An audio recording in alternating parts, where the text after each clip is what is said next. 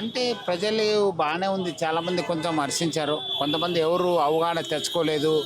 ఎవరికి మనం ఇచ్చిన అడ్వైజర్ చదవలేదు. వాళ్ళు ఇబ్బంది పడడానికి ఓవరాల్ బాగానే ఉంది. ఎందుకంటే ఇది చాలా రోజుల నుంచి కావాల్సింది. ఇప్పుడు టైం అయింది. బట్ అదర్వైజ్ చాలా బాగా అయింది.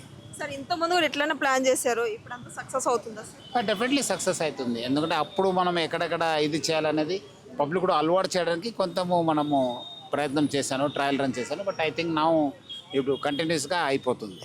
సార్ ఈరోజు ఫస్ట్ డే సందర్భంగా ప్రయాణికులకి అంటే ఎక్కడ బస్సు ఎక్కాలో కూడా అర్థం కావట్లేదు సార్. వాళ్ళకి రూట్ మ్యాప్ అనేది చేంజ్ చేసాం కాబట్టి బస్సులు కూడా ఎక్కడ అవుతున్నాయో వాళ్ళకి తెలియట్లేదు. సో మార్నింగ్ ఈరోజు 6 నుంచి చాలా కష్టాలు పడుతున్నారు ప్రయాణికులు. దాని గురించి ఏం మాట్లాడు? ఆల్రెడీ నేను ఎండి టీఎస్ఆర్టీసీతో మాట్లాడడం జరిగింది. అక్కడ ఉన్న ఆఫీసర్స్తో కూడా మాట్లాడడం జరిగింది. వాళ్ళు కూడా ఆల్టర్నేటివ్ అరేంజ్మెంట్ చేసుకోవడానికి కూడా ప్రయత్నం చేస్తున్నారు. ఇది ఎప్పటికీ కంప్లీట్ అవ్వచ్చు సార్ ఈ నిర్మాణం ఇక్కడ? 1.5-2 సంవత్సరాలు అంటున్నారు. మనం కూడా వాళ్ళకు ప్రెషర్ పెట్టేసి తొందరగా కంప్లీట్ చేయని చెప్పి చెప్పడం జరుగుతుంది.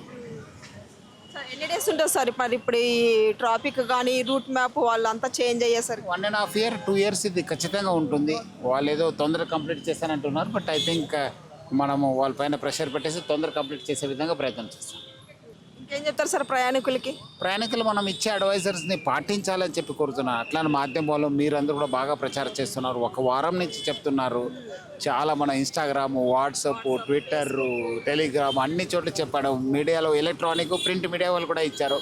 మరి ప్రజలు మనం ఇచ్చిన ప్రతి అడ్వైజర్స్ ఏదో లైట్గా తీసుకోకుండా చదువుకోవాలి, అర్థం చేసుకోవాలి, ఫాలో చేయాలని చెప్పి మీ ద్వారా కోరుతున్నాను. సార్ కాలేజీ పిల్లలు కూడా ఇబ్బంది పడుతున్నారని వార్తలు వస్తున్నాయి సార్, ఏంటి సార్? నేను ఎవరైనా మనము అది ముందరే చెప్పాను. కాలేజ్ పిల్లలైనా ఎవరైనా వాళ్ళు అర్థం చేసుకోవాలి. అర్థం చేసి దానికి తగ్గట్టుగా ట్రావెల్ ప్లాన్ చేసుకోవాలని చెప్పి కోరుతున్నాను.